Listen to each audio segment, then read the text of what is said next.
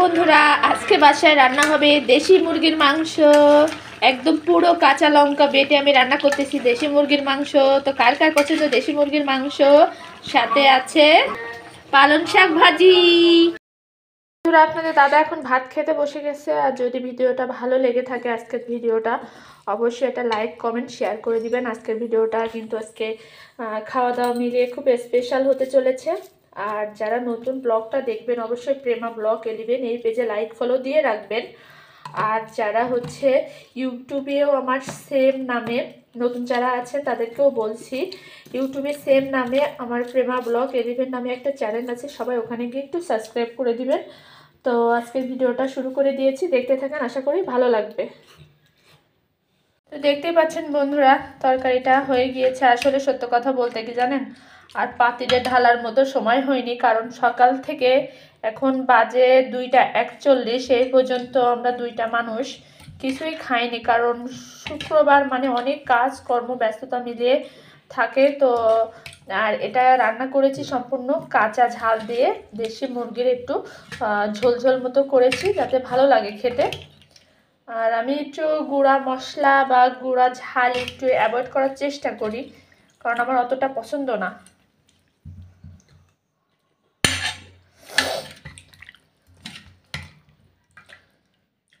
যে এখন আপনাদের দাদাকে দিয়ে দিচ্ছি, ও খাইতে থাকুক।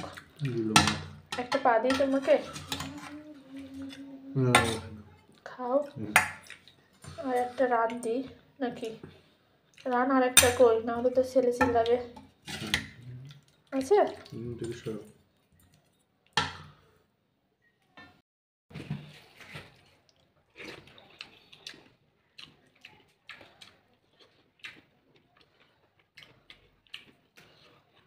কেমন হয়েছে রান্না বান্না? ভালো ভালো হয়েছে তো বন্ধুরা, সকাল থেকে আমরা এখন বাজে 2টার উপরে, 3টা বাজতে গেছে। আমরা কিছু খাই নাই, বিভিন্ন কাজকর্ম করতেছিলাম।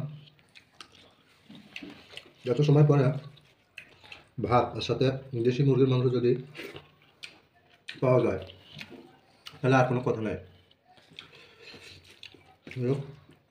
রান্নাটা অনেক সুন্দর হয়েছে।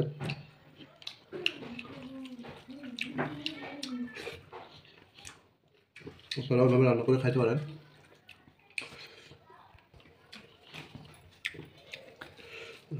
ঝাল হয়ে গেছে একটু, কাঁচা ঝাল একটু ঝাল আছে। এবার দিন যে ঝালগুলো নিয়ে আসছে না, হালকা একটু ঝোল দেবো নাকি?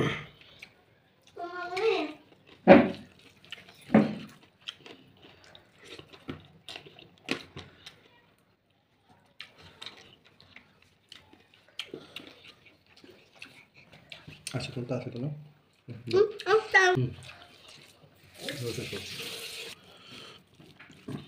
একটু ঝোল দিই।